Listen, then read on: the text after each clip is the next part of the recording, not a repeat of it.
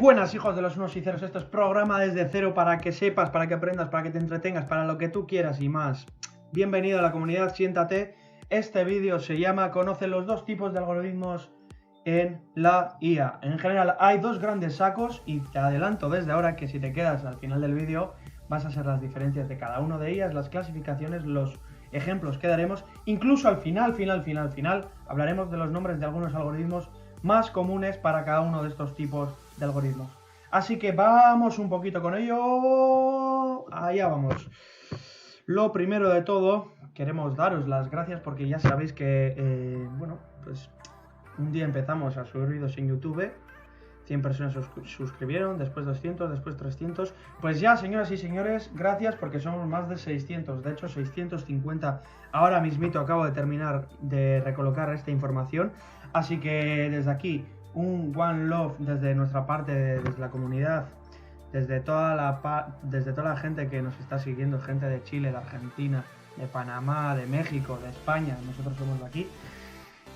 Sin más, un preciado y cariñoso abrazo antes de entrar en materia y deciros que si no nos seguís ya en Instagram somos más de 5.800 personas, programa desde /cero, tan simple como programa desde cero, donde ya vais viendo que subimos contenido, noticias, conocimiento y humor en estado puro, no fallamos todos los días, excepto el séptimo, que como Dios nosotros también descansamos. Entonces, en nuestro canal, si es la primera vez que estás, verás que tienes playlist para poder aprender informática rápidamente, preguntas y respuestas, una sección que la hemos empezado haciendo mucho, la guía definitiva para empezar a programar, una sección de noticias, vídeos de inteligencia artificial desde cero, porque esta, recordamos, es la segunda, por lo tanto, no la primera. Ojo, ya empezamos a ver la lógica detrás de los informáticos, herramientas y playlist para programar para que exprimas tu ordenador, le saques fuego, aprendas y sobre todo domines y seas un maestro en todo esto. Repasamos, volvemos al vídeo anterior un poquito, volvemos hacia atrás. Vale, aquí estamos. Hablábamos de que la inteligencia artificial funcionaba un poco diferente a la hora de programar, porque un algoritmo normal tenía una entrada, una salida, se ejecutaba y se acababa, ¿vale? Aquí, en la inteligencia artificial, programamos al revés. Tenemos que coger muchos datos, lo que se conoce como dataset o conjunto de datos preetiquetados o entrenados. Es el dato que millones y millones de datos aglutinados, por ejemplo, compras, por ejemplo, tickets, por ejemplo, tipos de perfiles, correos, edades, etcétera. ¿Para qué? Para aplicarlos después en esos modelos y generar. Entonces, lo dicho, el enfoque aquí siempre es un poco diferente, ¿no? Porque teníamos los datos y en base a esos datos y lo que queríamos, programábamos el algoritmo para generar ese modelo. Entonces, ¿qué es lo que vamos a ver? Machine Learning, ¿vale? Recordar que había un gran saco general de la inteligencia artificial donde hablábamos de que empezaba en 1960 más o menos la historia de la inteligencia artificial. El siguiente vídeo probablemente hablemos un poco de la historia para que conozcas un poco cómo hemos llegado a estos algoritmos y tal, porque ya os adelanto desde ahora, no es nada nuevo. Esto ya está inventado a finales de los 90. ¿Qué habrá pasado? ¿Qué factores son determinantes? Pues ya lo comentaremos más adelante, ¿vale? Machine Learning, el gran saco de los algoritmos para aprendizaje supervisado. De hecho, esa es la traducción en castellano. Aprendizaje máquina, Machine Learning, aprendizaje automático, todo ese mundillo entra dentro de Machine Learning, ¿vale? Esa faceta, ¿no?, de conocimiento de cómo podemos hacer que nuestra máquina aprenda. Entonces, dos palabras clave que tenemos que tener clarísimo y si no, mal vamos, ¿vale? Aprendizaje, la primera palabra, y el segundo, modelo. Vamos a empezar con el aprendizaje para ver después lo que es el modelo, ¿vale?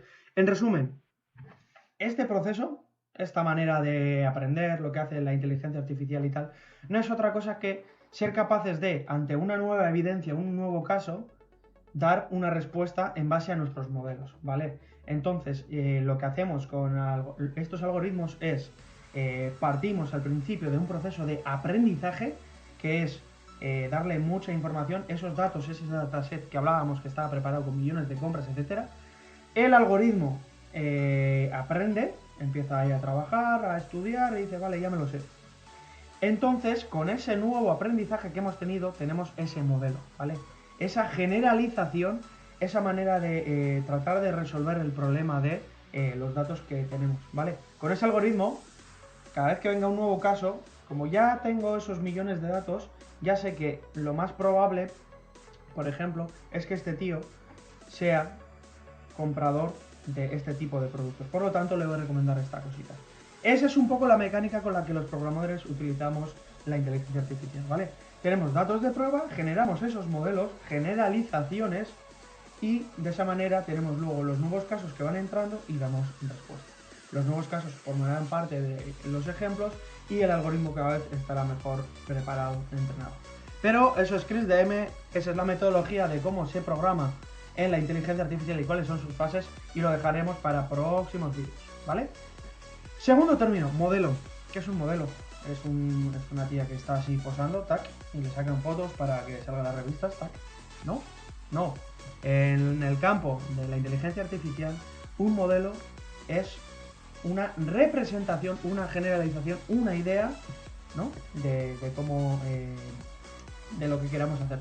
Por ejemplo, si yo quiero hacer un modelo de coche, ese coche tendrá ruedas, tendrá una matrícula, tendrá una marca, será de gasolina o no. Y ese tipo de características generales me harán a mí entender lo que es un coche. Aplicado a la inteligencia artificial, ese modelo no es otra cosa que los datos que hemos entrenado, los millones de datos, aplicados a esos algoritmos que dan la caja negra o nuestro modelo resultado aprendido, ya entrenado, nos dan la respuesta a esos nuevos casos porque ya han aprendido. Eso es un modelo, ¿vale? Un modelo no es otra cosa que el resultado del aprendizaje de los algoritmos con nuestros datos. Entonces, primero ha aprendido la máquina, el algoritmo, se ha hecho así una coctelera, pipa, tal cual, o sea, no se engaño. Es darle a play y que vaya dando vueltas el cacharro hasta que vaya aprendiendo. Y el resultado, directamente. Viene nuevo caso, a ver qué sale en el resultado. Vale, pues esta es la respuesta. Tal cual, no hay truco, no hay magia. Esto que os estoy diciendo se basa en el 95% de los casos de los modelos y la inteligencia artificial aplicada, ¿vale? Empieza la gran clasificación y hablábamos de que había dos tipos, ¿vale? La primera es supervisada y la otra, la no supervisada. Qué intuitivo, señores. Vale, vamos a hablar del primer saco, los supervisados. Tenemos básicamente un par de categorías que después los veremos, que son la regresión y la clasificación, que en unas transparencias más adelante hablaremos, ¿vale? Supervisado, como el mismo nombre dice, es como que tenemos que echarle un ojo al asunto, ¿no? Como que tenemos que estar pendientes de ello. Entonces, ¿qué es lo que vamos a hacer? Como ya tenemos esos datos, esos millones de compras, nosotros ya tenemos etiquetadas esas informaciones. Están los datos tratados y yo me tengo que encargar de que el algoritmo, una vez entrena, funciona bien. Para eso, ¿qué es lo que se hace? Bueno, tengo millones de datos, pues un cacho lo dedico para entrenar, otro para validar, es decir, comprobar que los resultados son buenos, y al final soy capaz de entender con esa clasificación de millones de datos, unos para entrenar, otros para validar, cómo de bien o cómo de mal funciona mi algoritmo. Entonces, si yo cojo 4 o 5 algoritmos y soy capaz de preparar esos 4 o 5 datos adecuados para ese modelo, para cada uno de esos modelos, veo cuál de los modelos funciona mejor y para adelante, tal cual. Ahí te pueden hablar de cómo de bueno o malo es un modelo, dependiendo del problema, qué problema resuelve, se puede pero la idea es esa, ¿vale? Tengo datos, entreno con los datos, veo cuál funciona mejor, me quedo con ese y adelante. Ese es un poco el resumen, que no se engañen. ¿Para qué son interesantes estos algoritmos supervisados? Pues para obtener características, estadísticas, predecir, etcétera, etcétera, ¿vale? Es decir, por ejemplo, yo tengo una IA y quiero recomendar qué producto exactamente necesitas después de hacer una compra. Pues aquí viene Papibón, se hace un algoritmo para Amazon, millones de datos, millones de compras, y vamos viendo con reglas de asociaciones, unos algoritmos, que después de comprar, por ejemplo, unos pañales, esto es un caso muy típico que se da en la inteligencia artificial a la hora de hablar para estos algoritmos, vemos que los pañales los jueves se compran con las cervezas. Por lo tanto, cada vez que me compre unos pañales, ¿qué le voy a recomendar después? Efectivamente, un descuento de cervezas porque sé que lo va a comprar y si no, y si tenía duda alguna, lo compra fijo. Ese tipo de conclusiones la inteligencia artificial lo hace por nosotros. Es por eso que es interesante hacer esto, ¿vale?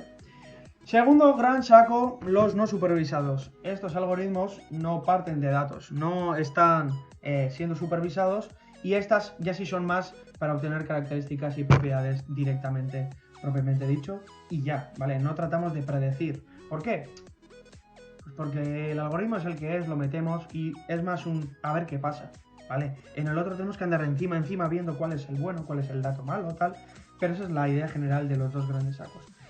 Supervisado, tenemos datos, vamos viendo cómo de buenos o malos son. No supervisados, sacamos información, sacamos propiedades ocultas, patrones, etcétera, etcétera. Ese es el gran resumen de los grandes dos tipos. Dentro de los supervisados, aquí viene el meollo, lo bueno, con ejemplos prácticos, como Dios manda, para que te quedes escuchando y sin saber programar lo entiendas de una vez por todas.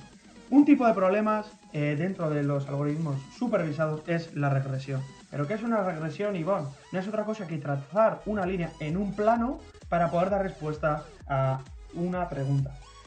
¿Qué significa esto? Simple. Imaginaros que tengo una casa y quiero venderla, ¿vale? Pero qué curioso, tengo los precios de las casas, por ejemplo, imaginaros que estos son miles de euros, estoy poniendo un ejemplo súper inventado, y aquí tenemos los metros cuadrados, ¿vale? Pero claro, empezamos a investigar y hacemos un algoritmo para que, en función de los precios de las casas, sepamos hasta cuántos metros cuadrados queremos. Por ejemplo, yo tengo un presupuesto de 15.000 euros y quiero sacarme una casa a tope de metros cuadrados. Tantos como hasta, según nuestro algoritmo nos diría, 60 metros cuadrados. Es decir, podríamos sacar con una casa de 60 metros cuadrados 15.000 euros. Es decir, ¿a cuánto puedo vender yo mi casa? Con mucho, ¿no? O la pregunta puede ser al revés. Con 10.000 euros, ¿cuántas casas podría llegar a tener? Pues una de hasta 20 y pico metros cuadrados más o menos. Puede que haya casas por 10.000 euros que se vendan por 40.000, pero lo normal es que esta línea que representa la regresión, esa línea que nos describe, se venda por 20.000. Entonces, este dibujo, ¿qué va a hacer? Coge los datos, los puntos, pim, pam, pam, pam, pam, pam, traza esa línea y a partir de esa línea que dibujamos, que trata de hacerse mediante un algoritmo por detrás, nosotros, nuestro modelo es la línea roja, ¿vale? Nosotros seríamos capaces de calcular por cuánto vender la casa en función de los metros cuadrados, por ejemplo, ¿vale? Podríamos hacer lo mismo con la ropa, en función de la talla, el nombre de las marcas de los coches, etcétera, etcétera. Podríamos coger toda esa información de segunda mano y tratar de ver cuál es el precio adecuado del mercado para buscar una oferta, por ejemplo. No es nada complicado la idea de que al final este número te va a definir cómo de bueno o malo es algo con respecto a otra cosa. Una línea, se acabó, ¿vale? En una vertical pones una variable, en otra.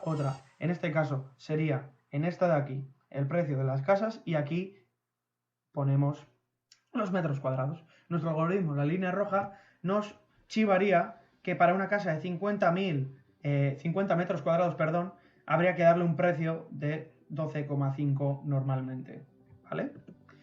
Segundo problema de supervisados, segundo tipo de problema dentro del lenguaje supervisado, ¿vale?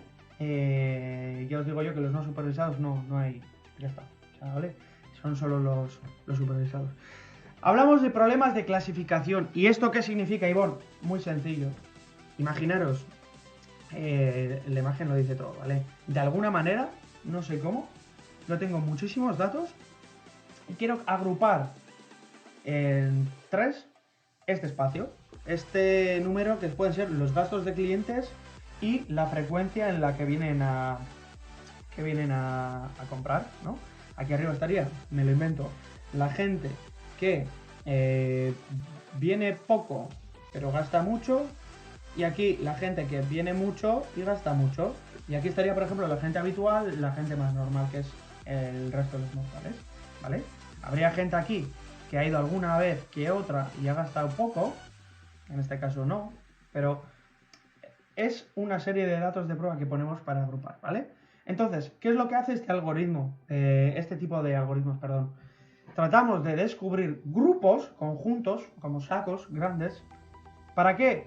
Para poder determinar de qué grupo eres. Imagínate que eres un banco y te viene un tío con 35 años de edad y te viene un tío con 4 años cotizados, con un sueldo de tal, con 2 hijos, pareja estable y con una categoría, una proyección de bastante buena. Pues esos datos los metes en el algoritmo y ¿qué es lo que te sale? Que este tío es de tipo rojo o este tío es de tipo azul. Este tío es de tipo verde, va. La hipoteca como mucho, dale un crédito de 5.000 euros. Ese tipo de acciones son las que en la vida real, lo que no te cuentan que se hace, pero sí, se van a ir utilizando, ¿vale? ¿Para qué más cosas nos valen? Para clasificar especies, para clasificar cosas, agrupar mediante patrones diferentes sacos. Palabra clave aquí, las distancias, ¿vale? Al final si vemos que este grupo en general es rojo, es porque aquí hay un gran grupo de rojos acumulados porque se parecen mucho.